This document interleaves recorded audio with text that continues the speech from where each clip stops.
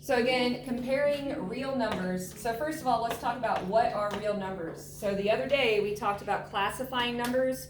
We said natural numbers, whole numbers, integers, rational numbers, irrational numbers. All of those things are real numbers. So we're going to writing on your paper, you're going to say it includes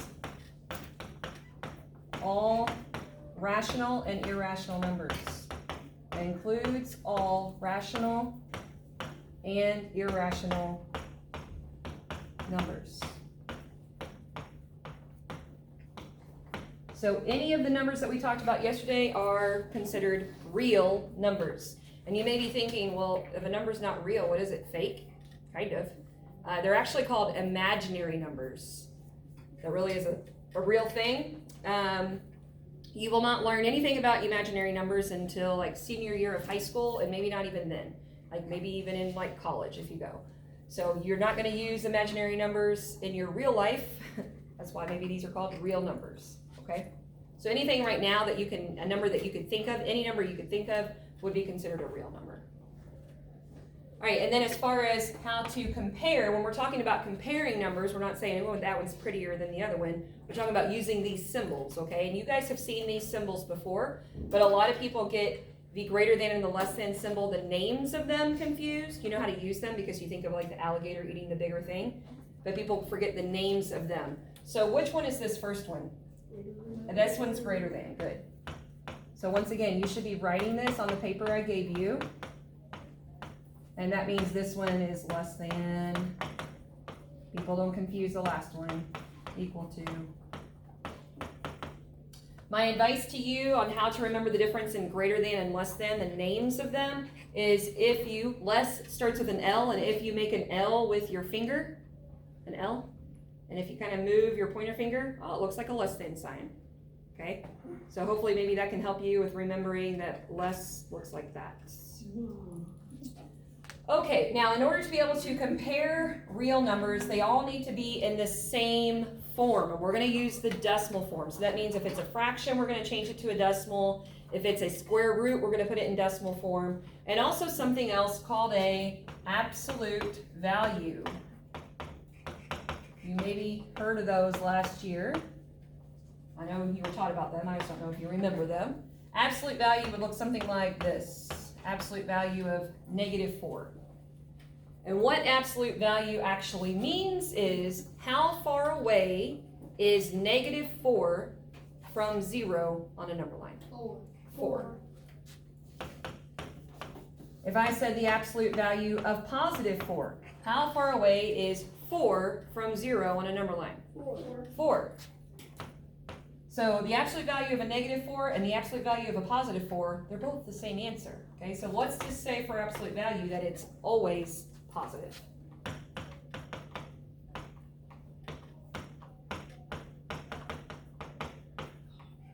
Okay, you guys remember looking at those last year? Yeah. Absolute values. A lot of times people get absolute value and opposites mixed up because they're usually taught in the same day. Absolute value is always positive though. All right, in the next box, let's practice with changing fractions into decimals. Now, you have options here. You could use long division, takes forever. You could change the denominator to either a 10 or a 100 or 1,000. Find equivalent fractions, change it into decimal. That takes a long time. But hey, I am telling you, you get to use a calculator. You get to use one. So let's use it. That is by far the quickest way. Does anyone know, using a calculator, how to change 3/8 into a decimal? Okay, you are going to do, I would write this down then, top number divided by bottom number. So very important that you're doing top divided by bottom. If you do bottom divided by top, you get a different number, okay? So for instance, 3/8, we're going to do 3 divided by 8. What'd you get? 0.375. 0.375. So it's, I'm listening. I thought it was, I thought it was supposed, never mind, I don't know what I'm saying. All right, 2/5. 2/5. 0.4. So we're going to do 2 divided by 5, which, thank you, is 0.4. Now, I personally think that 2/3 is a fraction that you should probably have memorized. Like, you know that 1/2 is what decimal? Okay. 1/4 is, 0.25. oh my. 0.25. Okay, 1/4 is 0.25. You should have these memorized. 1/2 is 0.5. Can you put 0.50? Sure, but it's 0.5. 3/4 is 0.75. You should definitely have those three memorized, but the other two most common fractions that you should have memorized are 1/3 and 2/3. Does anyone know what 1/3 is? Good, 0.3333. Now I say that 2/3 is its evil brother. 0.666. Repeat it.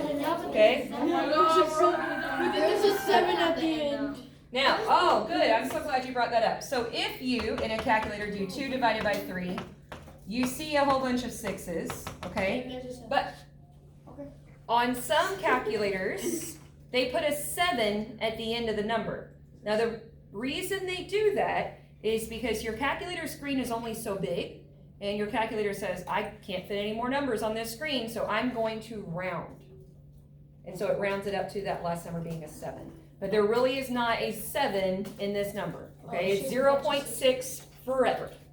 All right, some calculators don't round, some of them do. So there really is not, it's not really 0.666666667. No, all right?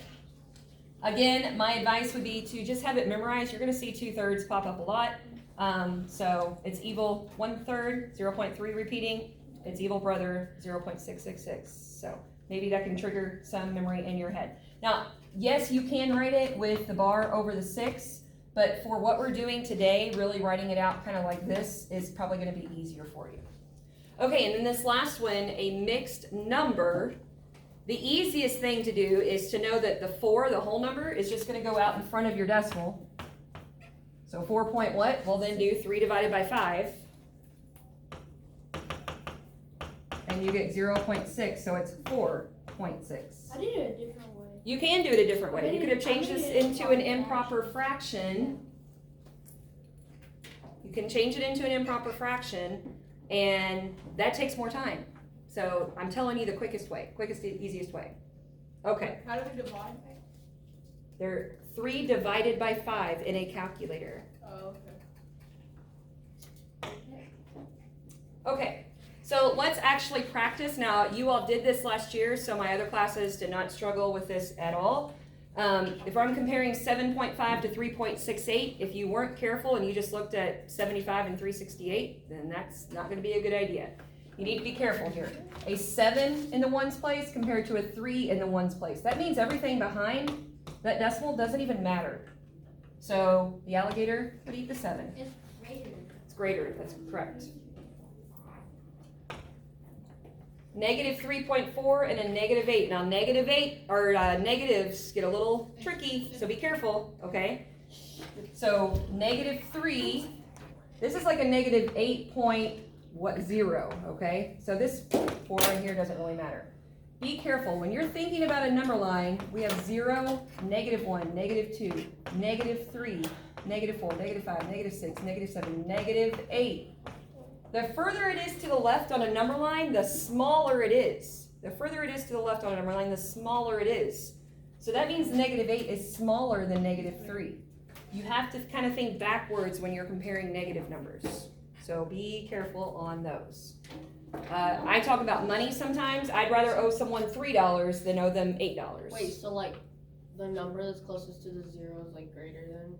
For if they're both negative, that's Yeah. true. Yes. Unless they're whole, like if you pick 8 then. Yes. So I'm just checking. Oh my god. Aaron. Pretty sure, Aaron Hoke, that you knew that 8 was bigger than 3. I know. So you I'm didn't just have to making clarify sure. that. It's a little odd. I'm checking, sorry. All right, 2/3. We said that was one of them that would be a good idea to have memorized. It was the evil brother. So that one is 0.667. This one's 0.66. So it's really this 6 here and this 7 here that we're comparing. So that would be less than. Okay? Alright, 8/12. So in a calculator, do 8 divided by 12. 0.6. Oh, that one's evil too. 0.6 compared to 0.7. Is that less than or greater than then? We're gonna use a less than sign, good. 4/10 compared to 0.4, so 4 divided by 10. 4 divided by 10 is 0.4, so this is equal to, yes. Alright, flip it over. What is that symbol? Pi, P-I. By the way, is pi rational or irrational? It's yummy. It's irrational. Okay, so it's a decimal that doesn't stop or repeat, and we don't need to have the whole thing memorized, but we need to at least have 3 numbers memorized. 3.14. So whenever you see the pi symbol, you need to at least think 3.14. I'm not requiring you to have anything else memorized, okay? So 3.14 is what, less than or greater than 3? Greater than 3, good. Does it be like $3.14 or $3? 4.7 compared to 4.7 repeating. If I was gonna put a digit after this 7, what can I put right there? A 0. Whereas over here it'd be 4.77. So 4.70 is less than 4.77. Here's some absolute values. We said again, absolute values is the distance from 0. How far away is negative 5? 5. So 5 compared to 5? Equal. In this one, the absolute value of negative 8. 8. Negative 8 compared to 8. Negative 8 is less than. Be careful on that one. You okay on that? Alright, so we should be ready now to deal with these here. So in this first one, that is square root of 38. That is not a perfect square. I don't know what it equals either. Okay? I'm not a math genius, believe it or not. So this is where a calculator, you have to have one to figure out what this is. You have to. Now, depending on the calculator, will depend on how you actually put it into the calculator. Last year it was really nice because I just had everyone use these classroom set and I could teach everyone the same way. This year, you can't do that. So, you will need to find on your calculator, find that symbol. Remember that's called a radical sign, by the way. Sometimes on some calculators, you'll hit this symbol and then hit the 38 and it'll tell you what the answer is. On other calculators, you have to put in the 38 and then hit that symbol. What you're going to be looking for is 6.164, it goes on from there, okay? So play around with whatever calculator you're using right now and see if you can find the square root of 38 so that you get the 6.1644, it fills up your whole screen. Yeah. Okay? So it just depends on the calculator. Sometimes you hit one before the other. Those of you that have the calculator that looks like these, you would want to hit, you'd want to clear it out, hit that second button, and then you hit the X to the second button, and then on your screen, that thing would show up. And then you type in 38 and hit enter. A lot of people today have been using the Chromebooks though, and it seems like they had an easier time with that because they would just hit 38 and then the square root sign. If you have trouble, I will help you individually once it's time to work on the assignment, okay? All right, so now that we have found this, we can actually compare 6.1, 6.3, so 6.1 is less than 6.3. All right, find the square root of 20.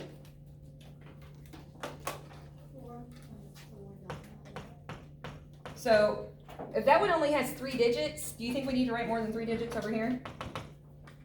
We probably don't even need to write more than 4.4. 4.4 compared to 4.9.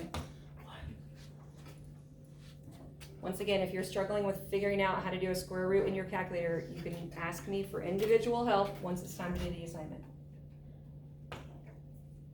Okay, in this one, a negative square root of 16 compared to a negative 25. Don't put negatives in your calculator. You know that whatever square root of 16 is, it's going to be a negative something. Now 16, that's a perfect square. What is the square root of 16? 4. Okay, so that's just a negative 4. And the square root of 25 is, so it's just going to be a negative 5. Careful, careful. Oh, wait. Think opposite, right? Negative 4 is greater than -5. -4 would be further to the right on a number line. No. Alright, square root of 40 in a calculator. 6.324. 6.324. This would be 6 point, super evil. So 6.3, 6.6. There we go. Alright, now, if you are wanting to put numbers on a number line, you can use the same skill of changing things into decimal form. We're going to practice that. And if you want to order numbers from least to greatest, then we're going to use that same skill. Okay, so let's do some where we're finding where it's at on a number line. So I'm giving you 4 numbers, and you can see there's 4 points on that number line. So I need to figure out, for instance, 1/2 is 1/2 A, B, C, or D? Where's 1/2 at? A, B, C, or D? Wait, do you mean A. Half. Half. This is half, correct? Oh, I thought you said 1 and 1/2. Half.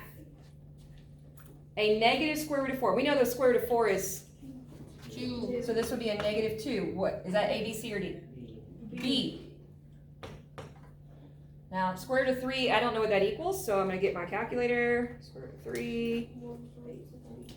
1.73. What do you think that is? C. Process of elimination. This has to be D, correct? Okay. -0.8 repeating. So you'll have 2 of these on your assignment today where you match them up like that. If you have difficulty figuring out how to answer it, just come and ask me. I'll help you. Okay. Timer's going off on your phone. It's okay. It won't make a noise. All right, this is our last one where we're going to order the numbers from least to greatest. So to be able to do that, we have to have them in decimal form. So let's do the square root of 32. 5.65. Let's do the square root of 24. 4.89. And then 20 over 3 would be 20 divided by 3. There's that super evil number again. Okay. Which one is the smallest here? 4.99. 4 point, yes. Wait, did you do 6.5? Oh, no, because it's the same. All right, so that one's for sure the smallest because it's 4 point something. What one's next? 5. All right. So it's between these two, 6.6 or 6.5. We know that 6.6 is the biggest, right?